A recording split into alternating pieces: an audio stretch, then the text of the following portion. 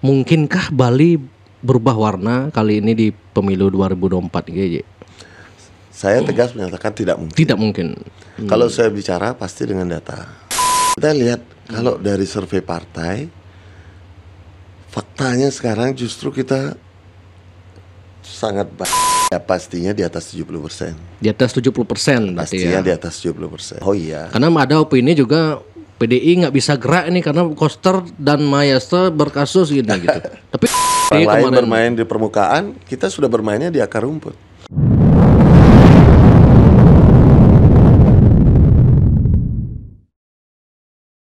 Om Swastiastu. Om Swastiastu.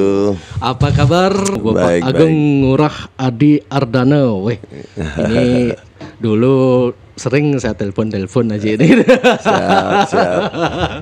Baru dia ingat siapa ya? Dari di PDI yang bisa diajak ngobrol asik, terus nggak monoton, nggak normatif gitu kan, yang ada isinya lah. Iya Pak Adi Ardana saja gitu. Lama kita nggak ketemu, Nggih. Berarti mungkin aja di Komisi 3 berarti Kebetulan di Komisi 3 jadi ketua Komisi 3 Komisi 3, ketua Komisi 3 DPRD Provinsi Bali. Ya.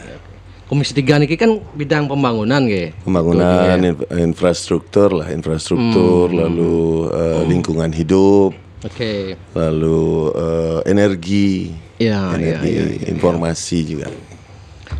Itu yang boleh sambil ngerokok nih. Boleh. Silakan. Kemarin ketua DPD PDI Pak Koster kesini juga kan. Jadi syukurlah dari Pak Koster sudah mau kesini, beliau artinya kan mencegah pikiran liar masyarakat kan gitu ya. Siap. Nah, soal Pilpres nih Ki. Saya kalau ngobrol-ngobrol sama tokoh-tokoh yang koalisi Prabowo Gibran tuh, mereka optimis katanya Bali berubah warna gitu. Kan sah-sah saja kan gitu ya. Selama ada indikasinya. Kalau Pak Koster saya ajak bercanda selalu, ya masa di awal nyerah malu, kan harus optimis gitu. Nah, kalau menurut Pak Agung Adi Ardana yang tiang lihat militan dari dulu PDI kan, bahkan waktu saya masih mahasiswa itu kan saya senang rada geruduk juga sama Heri, bahkan ikut semeton Jokowi juga dulu tapi sebelum jadi jurnalis. Saya tahu lah Haji militan sampai sering ke masyarakat diskusi. Terus di DPRD juga vokal lah, yang tahu lah. Nah pasti kan tentu punya analisa yang tajam gitu. Nah mungkinkah Bali berubah warna kali ini di pemilu 2024 GJ? Saya tegas menyatakan tidak mungkin. Tidak mungkin. Kalau saya bicara pasti dengan data. Jadi kami di PDI Perjuangan pertama adalah data pergerakan teman-teman. Apakah ada respon yang berbeda apabila kita menyampaikan tentang presiden? Jadi kalau di PDI Perjuangan santai-santai aja Pak. Jadi dalam saat kita simakramo misalnya, kalaupun ada yang berbeda, ya tolong sampaikan gitu. Fakta tidak ada, itu dulu pertama. Lalu kedua, kita punya data survei, kita punya data polling, kita punya data sensus bahkan. Sensus sama polling itu beda ya? Beda Pak. Kalau polling itu kan orang bisa sendiri kita bikin suatu konten dan dia silahkan mempolling. Kalau sensus beda. Sensus bahkan sampai per TPS. Kita membuat pola gitu. Itu sudah seluruh Bali pola, ya? Seluruh Bali. Dan titian hasil sensusnya boleh tahu berapa? Ya kita kan nggak boleh lah gitu. Itu sangat jauh. Jadi mohon maaf. Pak Jokowi tahun 2014 baru mulai naik, itu 70%.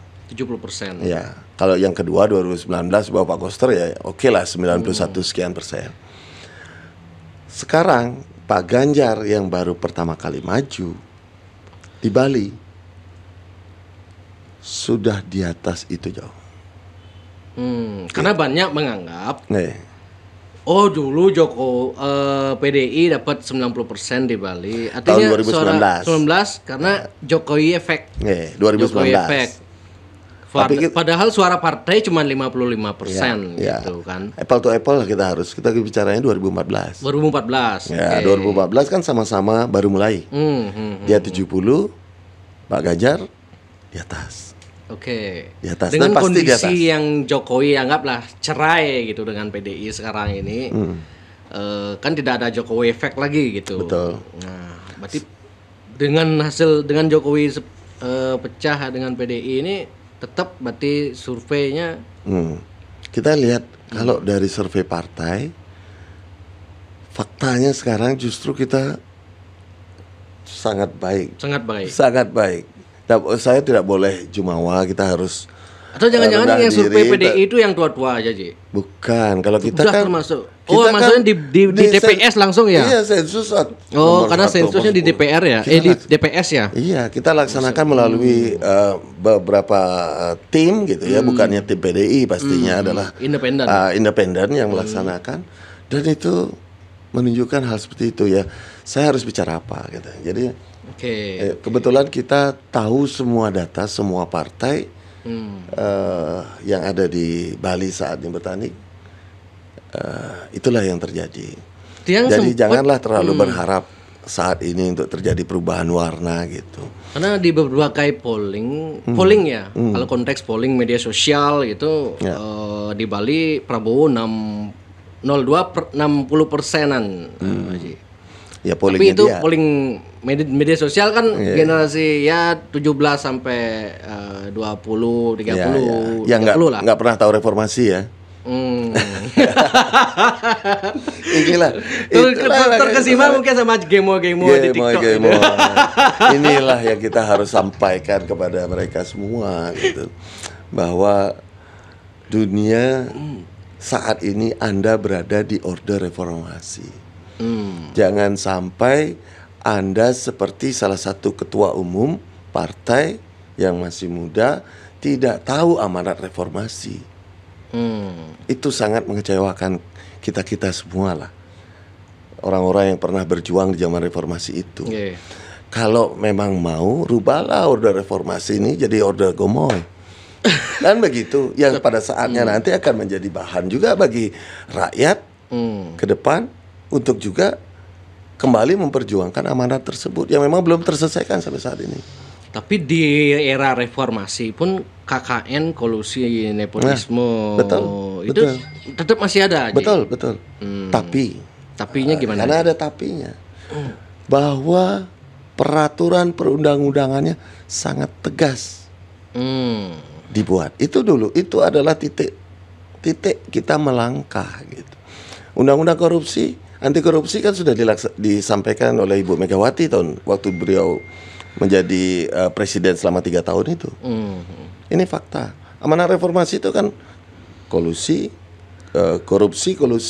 dan nepotisme. Dan yang terakhir banyak dilupakan, bahwa menjunjung tinggi hak asasi manusia. Oleh karenanya tidak terjadi proses-proses waktu penghabisan orde lama. Makanya Prabowo dulu dirangkul juga. Ya gitu. Tetap aja kita ajak. Namanya menjunjung tinggi hak asasi manusia. Tidak ada yang salah. Tapi janganlah mengembalikan orde baru tersebut. Jangan mengembalikan. Berarti ini ada bau seperti Bu Mega menyampaikan kan di berbagai gini, selalu beliau mengatakan orde baru gitu. Nah, apa alasan menurut Aji beliau mengatakan begitu? Apakah karena MK ini dipaksakan ini atau salah satunya? Salah satunya itu kan teknik-teknik yang dilaksanakan oleh orde baru pada zaman lalu.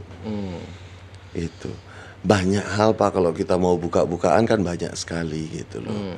Walaupun di tengah kita berjuang bersama gitu, ada hal-hal yang mesti kita berikan demi kepentingan kepentingan pertumbuhan ekonomi gitu misalnya. Kalau boleh kita sampaikan, nah kebetulan saya juga dulu di ITS, teman-teman saya juga banyak di tambang. Situasi apa yang terjadi itu cukup banyak. Gitu, cukup banyak. Di tengah kita membawa bendera pertumbuhan ekonomi.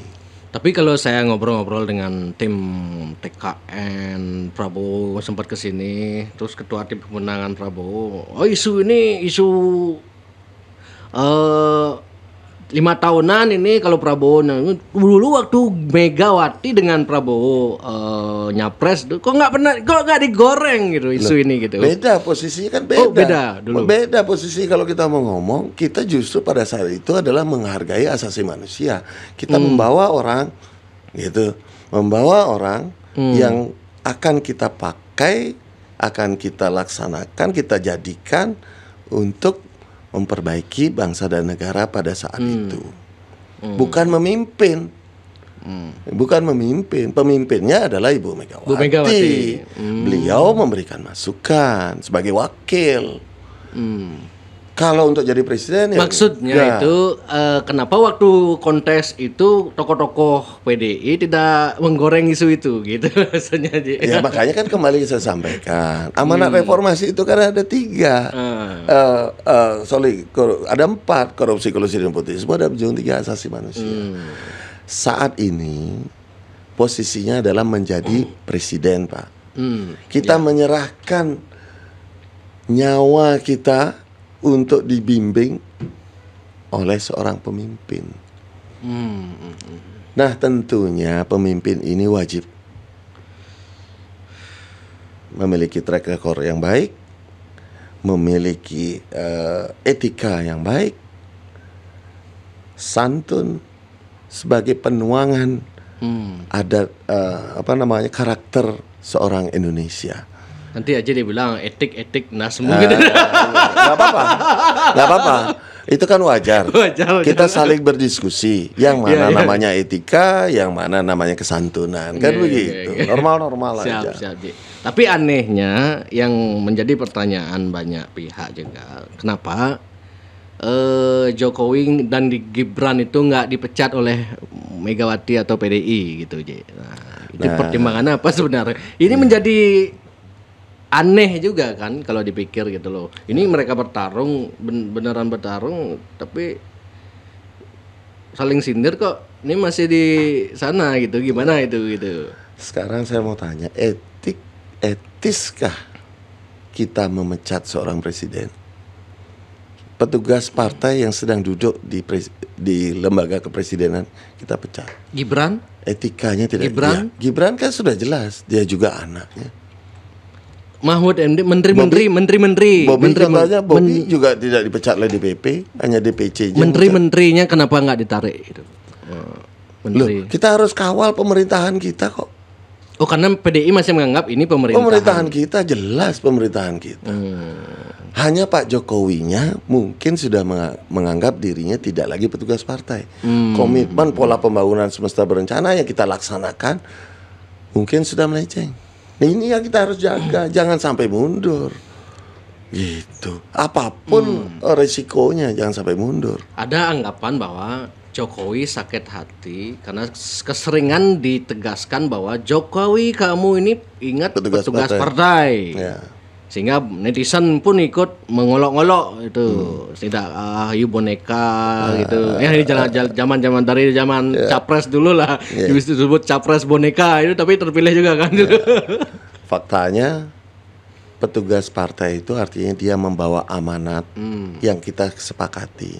Jadi seperti saya sampaikan tadi, PDI Perjuangan itu adalah menganut pola terpimpin. Ya, politik terpimpin. Lalu dia di dalam partai ini sudah menggodok. Godokan ini harus kita sepakati kok kita tangani. Maka saudara presiden yang sudah diterima oleh rakyat, silakan menjalankan.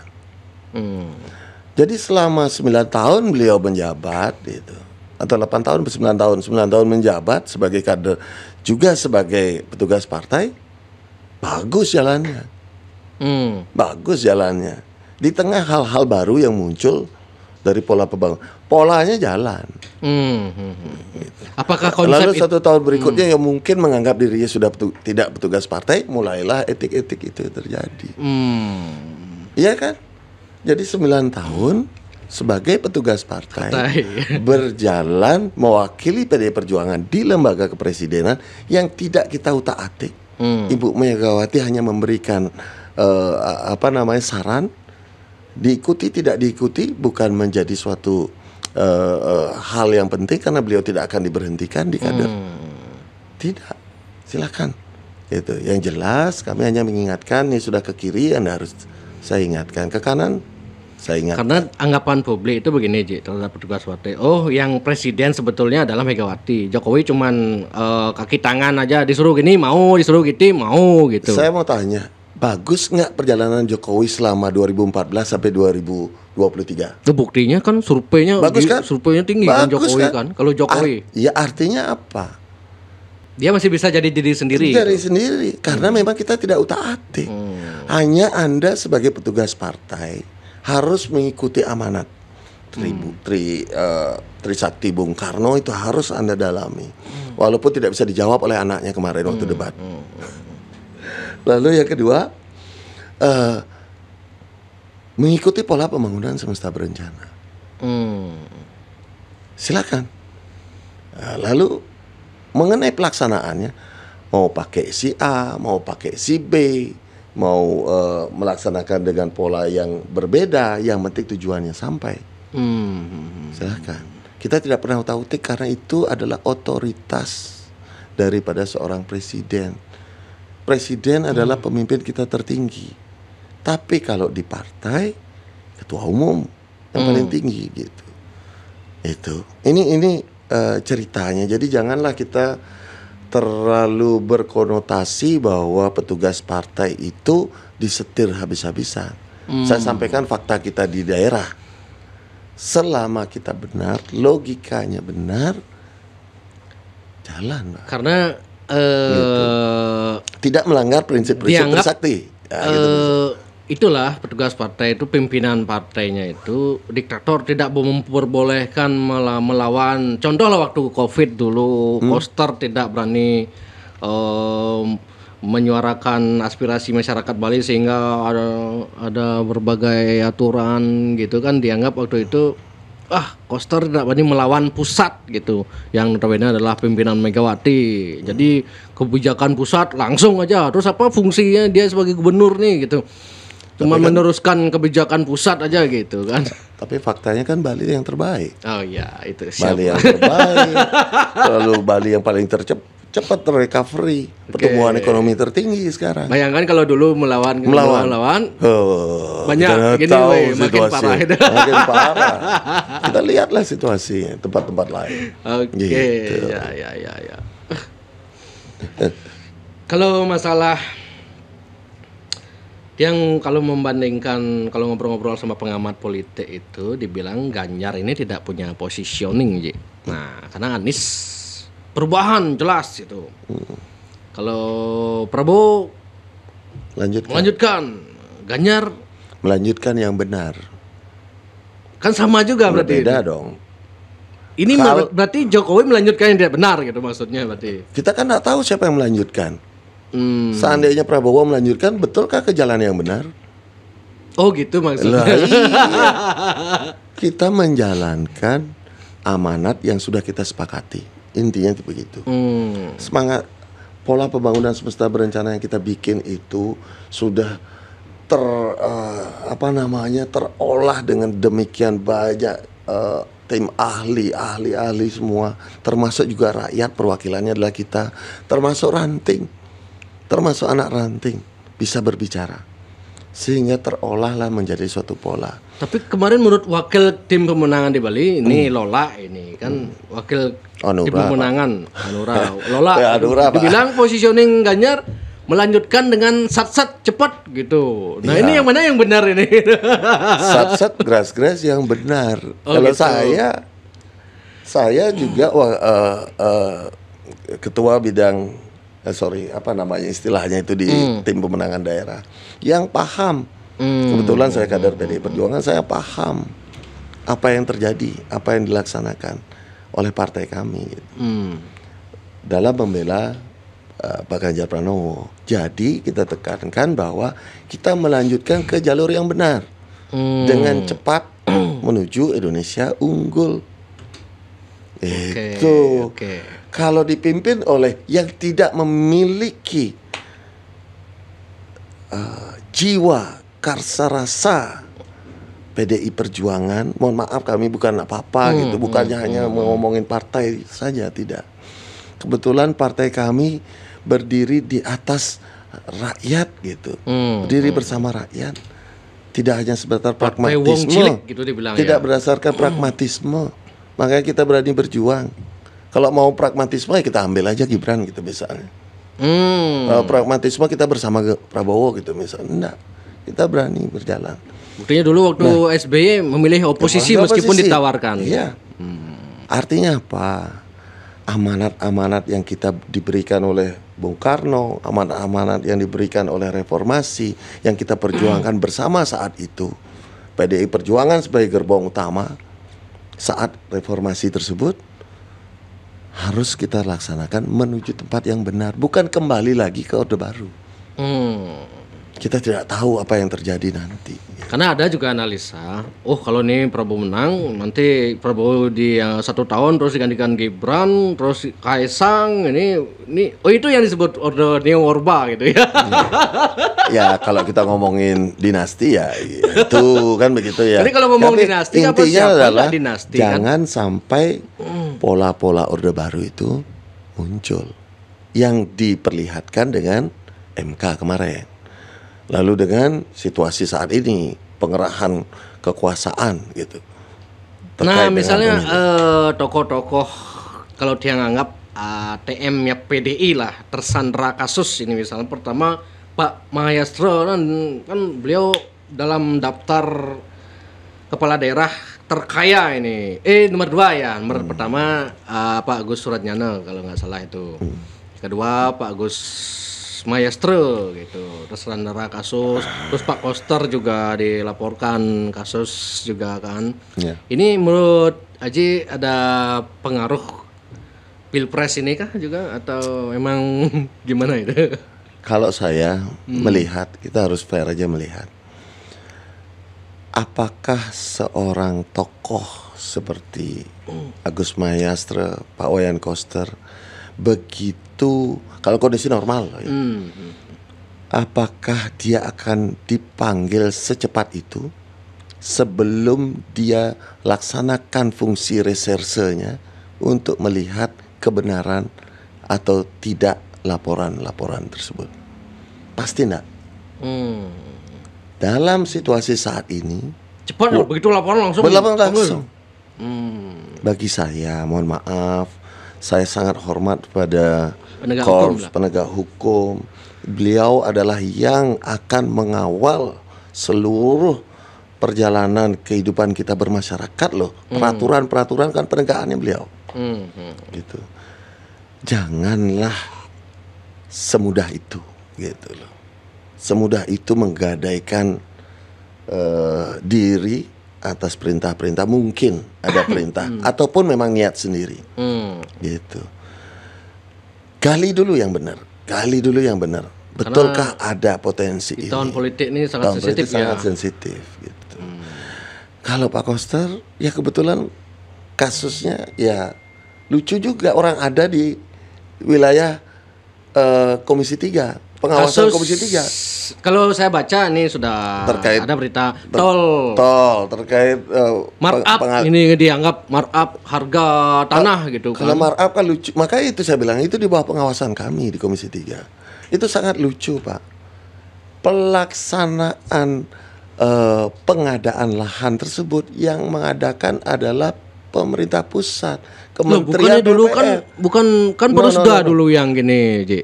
Tol itu adalah proyek nasional yang dikoordinasikan semua tol. Tapi kenapa di milik- Perusda yang gini katanya, Ji? Kalau lahannya ada di melintasi kawasan Perusda, kan sah saja, tidak ada yang salah. Dia trasenya melewati wilayah kepemilikan Perusda yang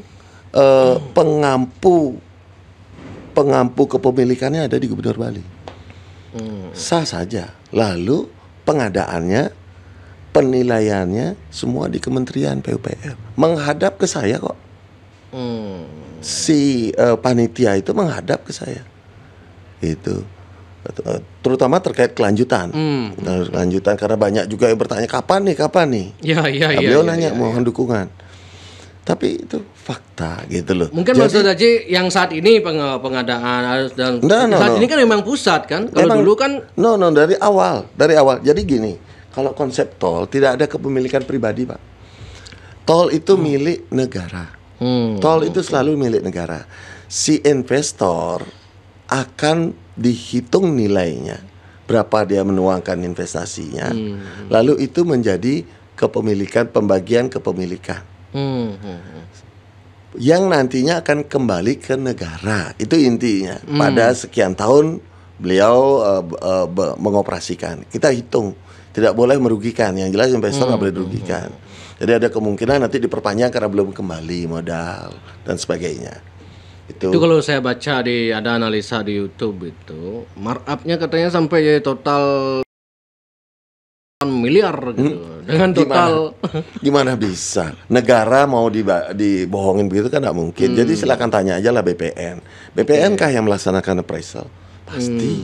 Jadi BPN yang melaksanakan appraisal, lalu dana itu karena kebetulan itu yang diawali, itu yang dibebaskan masuk ke Prusda, lalu si Prusda tentunya sebagai kuasa pengampu tunggal di Prusda, dana tersebut dimasukkan ke APBD, selesai. Iya. Apalagi yang masalah, yaitu karena Prusda itu katanya direkturnya katanya disebut Koster katanya. Mana ada direkturnya Koster? Bukan ya? Beliau kuasa pemilik. Oh ya, kuasa pemilik. Iya, sebagai gubernur. Oh emang aturannya gitu, kuasa pemilik. Oh. Siapa lagi di atasnya Perumda? Karena Perumda itu milik pemerintah daerah. Ya itu gubernur. Kayaknya beliau dan muncul di APBD perubahan, Pak. Bahwa dituangkan ada pendapatan baru dari dari penjualan lahan. Itu harus lengkap, Pak. Penjualan lahan itu harus ditandatangani DPR, semua lengkap untuk pelepasannya. Berarti Pak Koster sebenarnya tidak dapat duit. Iya, gimana mau dapat uang?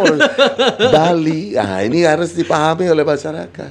Bali itu mendapat penghargaan terkait dengan tata laksana keuangan. Oh gitu. Jadi kalau ada uang masuk, ini sudah tercover benar dengan aturan-aturan yang tidak memungkinkan terjadinya uang gitu loh.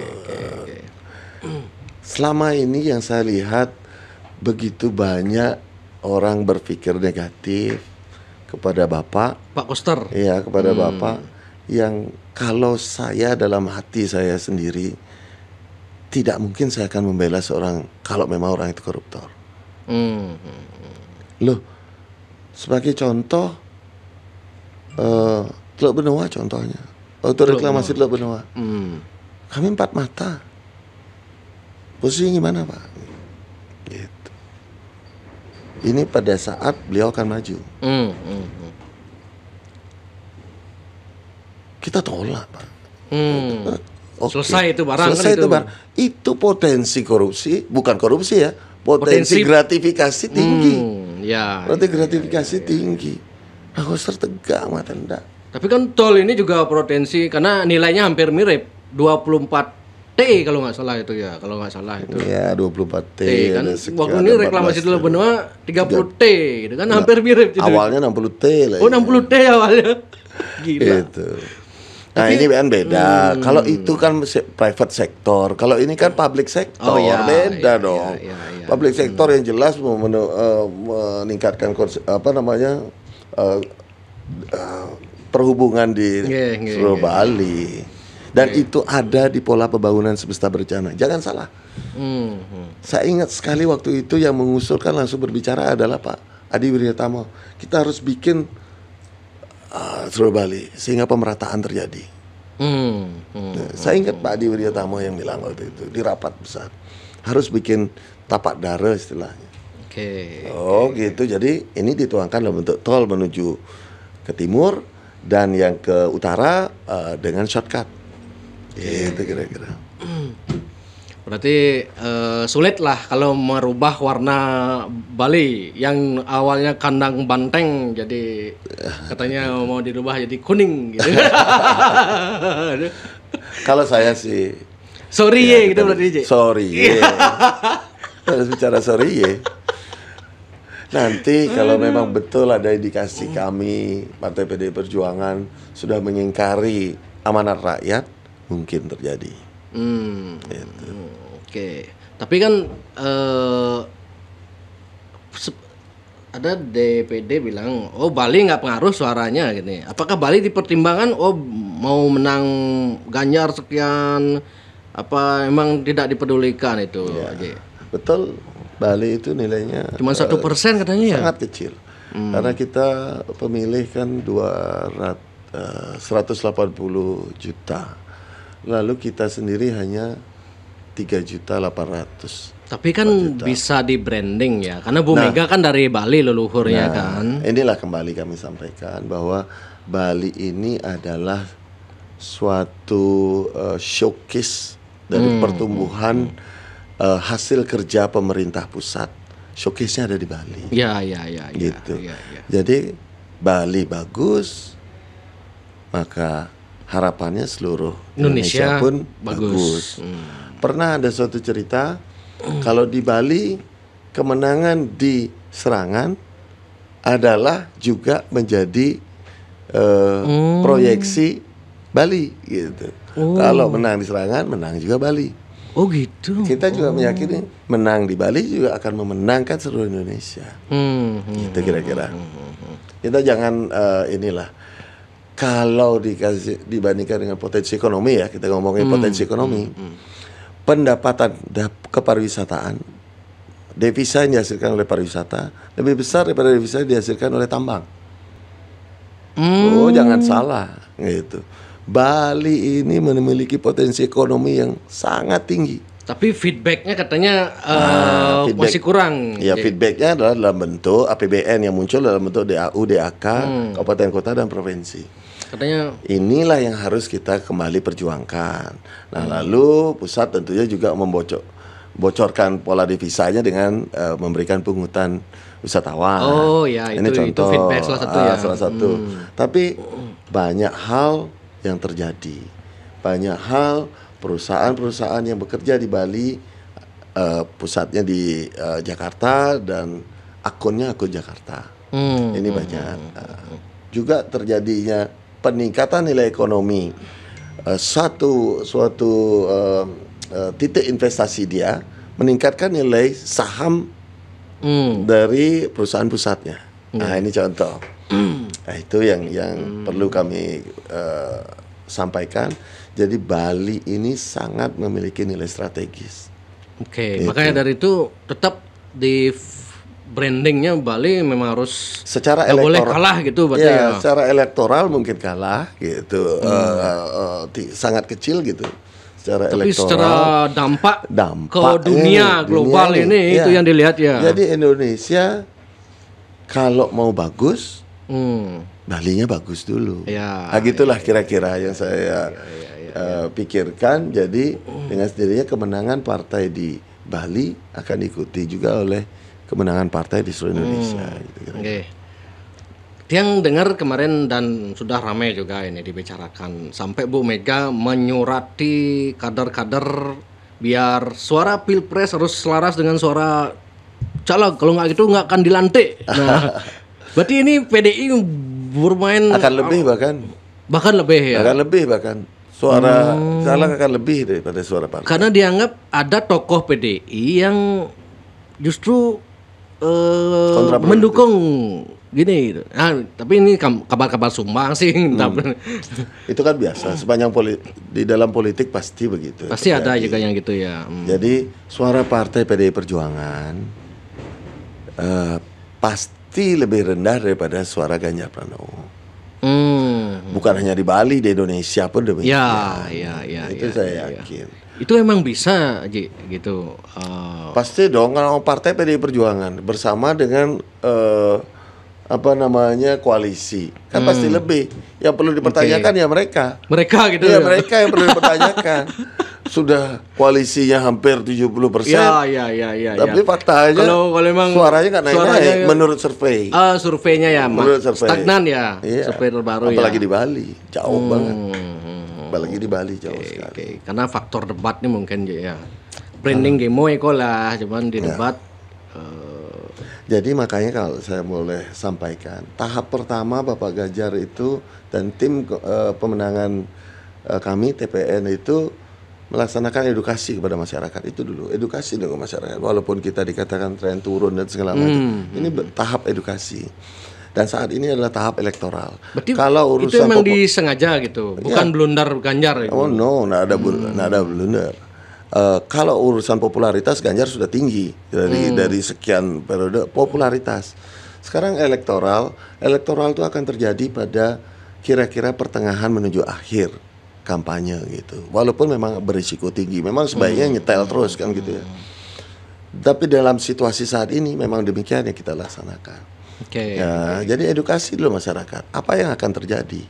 Gitu. Karena kita tidak bisa merubah orang tanpa kita mengedukasi. Gitu. Sekarang anak-anak muda kalau mau ditanyakan mungkin berbeda. Karena menurut pengamat politik di nasional itu, ini Ganjar salah strategi di awal ini udah ngajar-ngajar Jokowi ini sehingga turun elektabilitas dan seiring mulai ubah strategi, bukan begitu berarti ya? No, jadi memang by design dari awal seluruhnya gitu. Dengan risiko yang kita hadapi. Jadi risiko sudah dipertimbangkan juga berarti ya. Gitu. Itu kira-kira. Oke. Karena ada juga pengamat siklus sejarah Ji. Oh dulu sejarah PDI oke 2 periode akan siklus, kalau berkaca siklus sejarah akan berubah warna gitu. Meskipun ada teori siklus sejarah begitu ya, kalau tetap diperjuangkan juga agak lucu. Menurut saya sih agak lucu. Siklus perjuangan siklus kepemimpinan itu berubah apabila kan gitu, ada apabilanya. Apabila terjadi hal-hal yang tidak sesuai dengan harapan masyarakat, terjadi siklus. Lalu sekarang faktanya selama 2 periode pelaksanaan pemerintahan koalisi PDI Perjuangan kan bagus. Kenapa harus kembali ke zaman lalu? Itu yang akan merubah arah pembangunan yang kita sudah sepakati.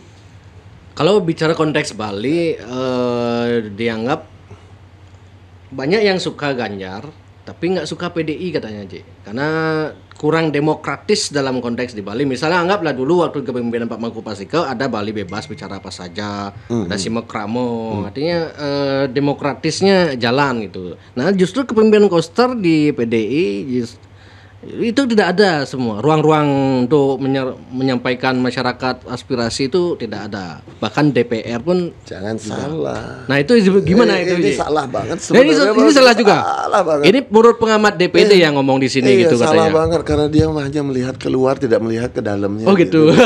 Gimana aja? DPR itu memiliki hak untuk melaksanakan reses. Semestinya ya yuk laksanakan.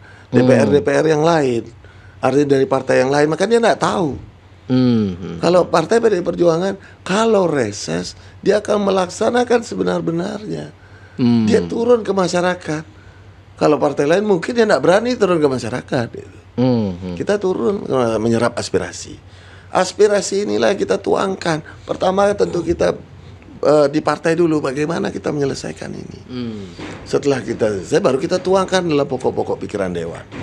Itu loh.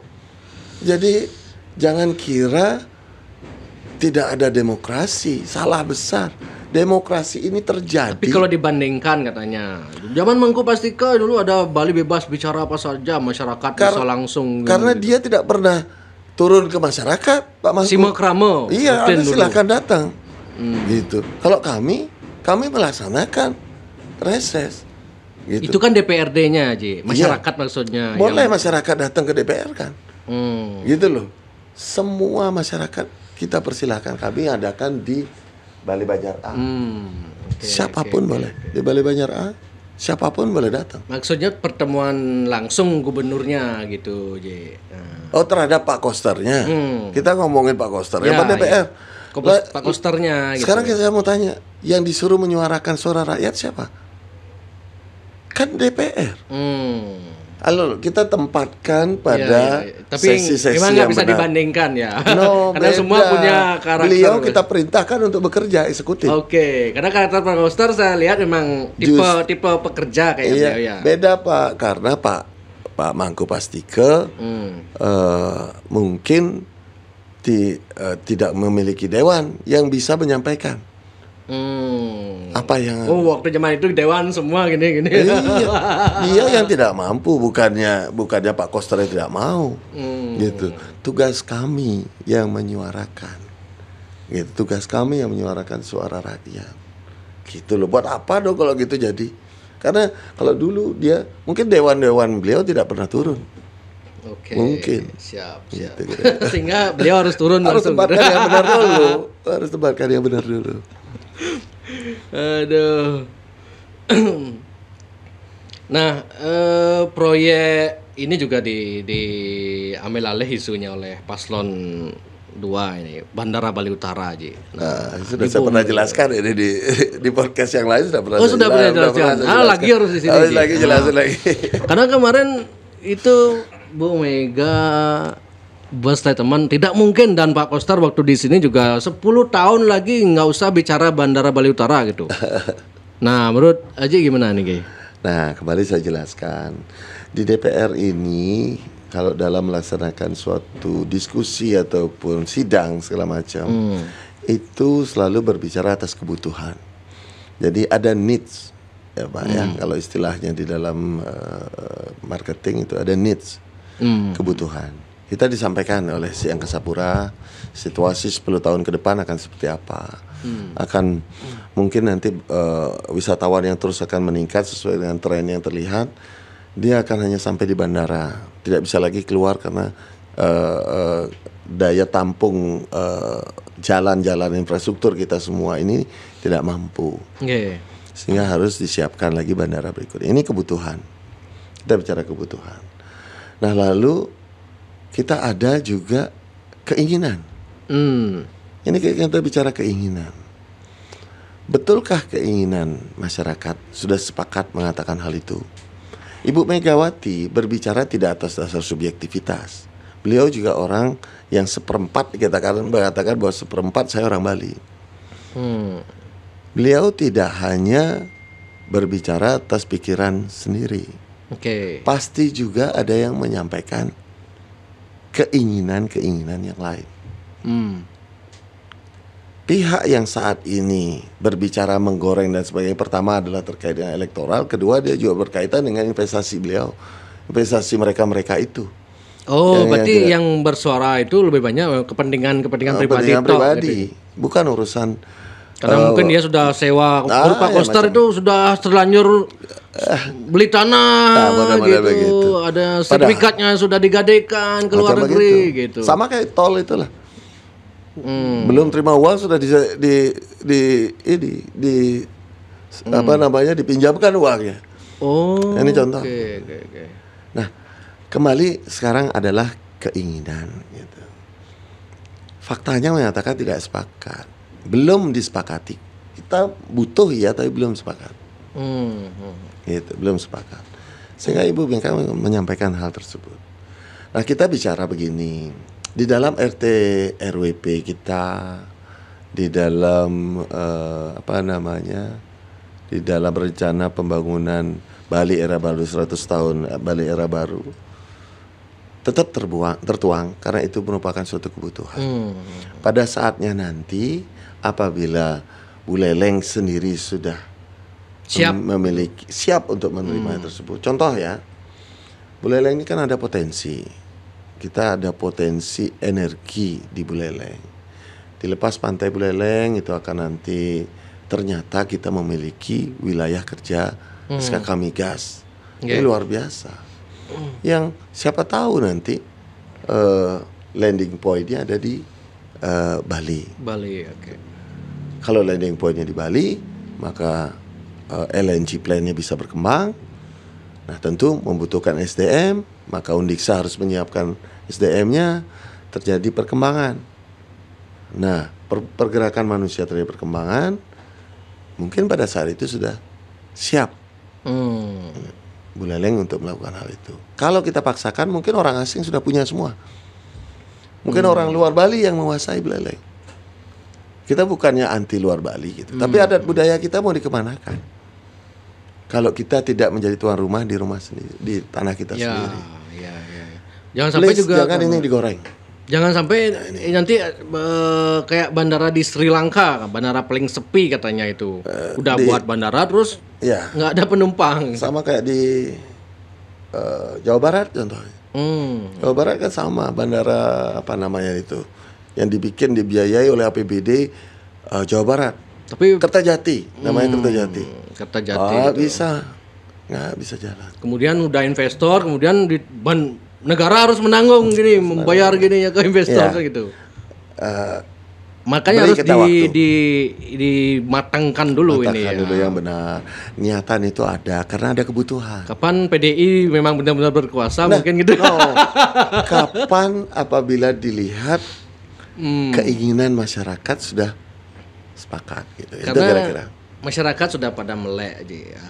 Sama kayak kasus reklamasi dulu zaman waktu sebenarnya proyek PDI ini menurut Pak Sika, Mangku Pak Sika. Ini sebenarnya menurut PDI, proyek PDI ini gitu. Seru tuh kejadiannya. Jadi saya waktu itu sampai keluar di pos Bali saat itu adalah karena saya interupsi di sidang paripurna utama saat itu.